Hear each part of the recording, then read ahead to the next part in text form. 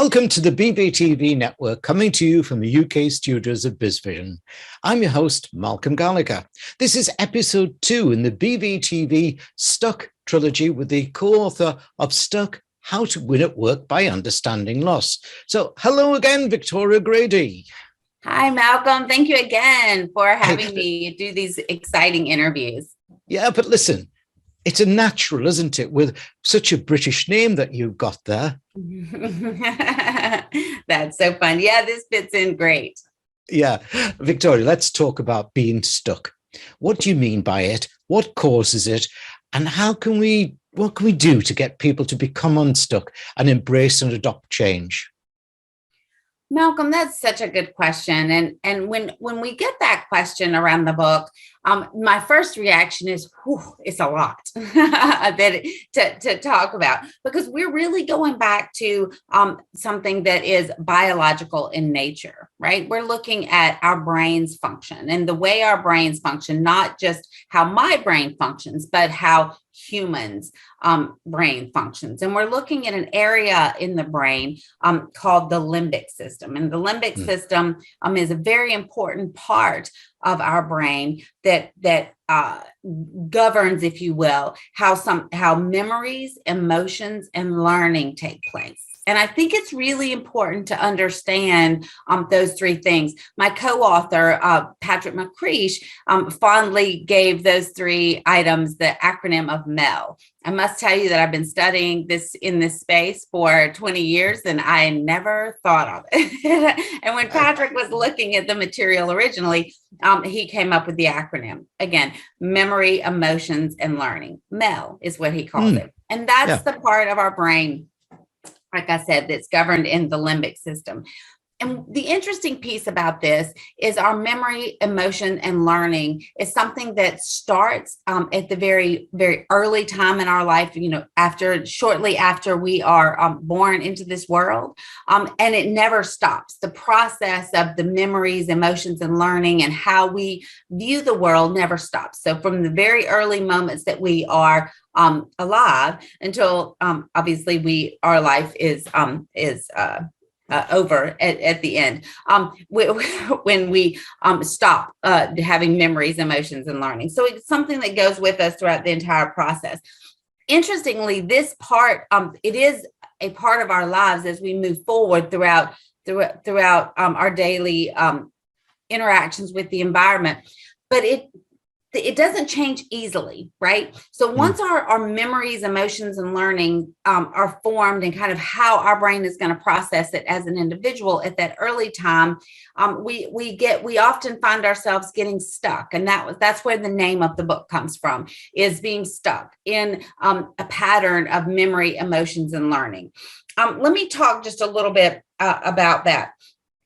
When we first, in March of 2020, when we first recognized that we were all going to be at home, many of us experienced serious, what Patrick likes to refer to as stuckiness, right?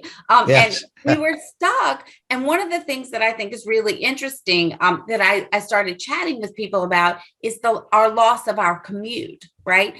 I was chatting with my colleagues, and many of my colleagues were having a similar struggle to myself in getting started every day.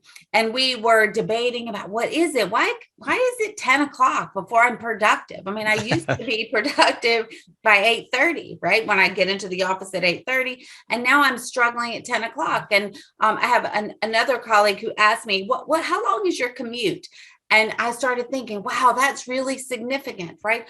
My perspective, my memory, my emotions, and my learning process was very tied to my commute, right? That 45 minutes between me leaving my home and arriving at my office was a time period where I really processed through leaving my role as a mom and a wife and in my home, and transitioned into being a professor and being someone who was working with my colleagues. And it was that 45 minutes of time that I lost, that I didn't really lose, right? It wasn't really gone. No. And I actually got time back.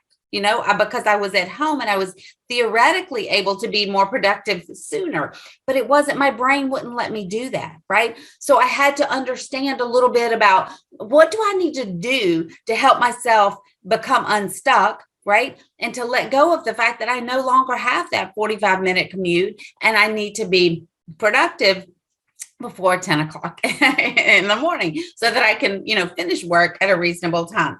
So in the book, we talk about 3 different ways, and we actually just published an article around this, talking more about 3 different areas, 3 different ways that you can kind of help your brain process through being stuck. And the first one is to start where people start, right? It's to understand what it is, to look at your daily activities, and like I did, talking with my colleagues about what it was that was preventing me from being productive starting work in the morning. What was it about the change based on the pandemic that caused my brain to get stuck? So first you got to identify it, right? What is it and what's really going on?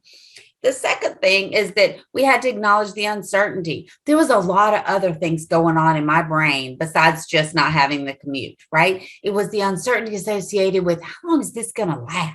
Right? Yeah. How long am I actually going to be at home? My kids are now learning and doing virtual school. How long is that going to last? And how am I going to, as a mom and a parent, going to be able to navigate being efficient and effective and getting my work done? So I had to acknowledge the uncertainty and acknowledge the other aspects of being stuck that weren't actually related to the commute, but they were, right? It was those tangential ideas and concepts and tasks that were being impacted by my loss of commute that I had to recognize.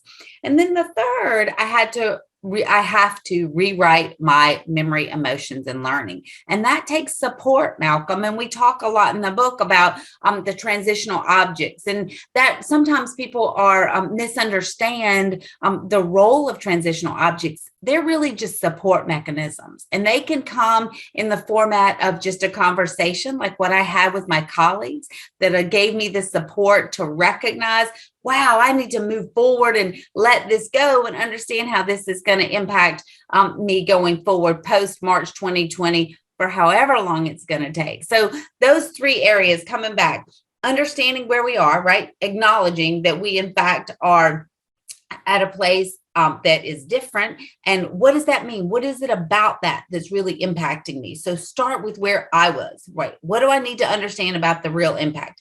Number 2, acknowledge the uncertainty. This is not going to be easy, and it has a lot of peripheral areas that we really need to understand and more completely address.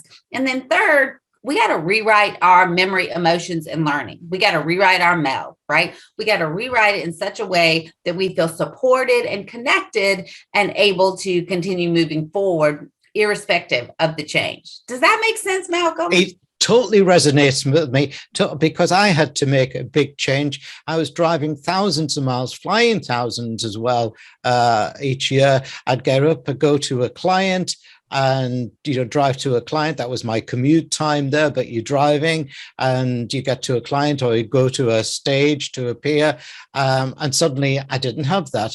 And I didn't do it deliberately, it happened, but I used that time that I wasn't doing commute to learn. I'd study more about, well, particularly the books like Stuck, I'd have a lot more time to do that. And it wasn't deliberate, it happened. Mm-hmm. And it took my time. So I managed that transition quite well. Now let's give viewers and listeners details of your URL, which obviously viewers you can see on the screen behind me. But for listeners, let me spell it out. It's all the W's dot pivot, pivot, pnt.com, pivotpnt.com. Victoria's book, this one, co-authored with Dr. Patrick McGeish, is called Stuck, How to Win at Work by Understanding Loss, and it's published by Routledge, Tiller and Francis Group. Now, one key aspect of a company becoming unstuck is down to leadership. In Victoria's book, I zoomed in on chapter 8, where she discusses how to lead a stuck organization. And that's what I'd like to discuss with her in episode 3. So are we up for that, Victoria? I think that sounds amazing, Malcolm, and I look forward to that discussion. Let's go there.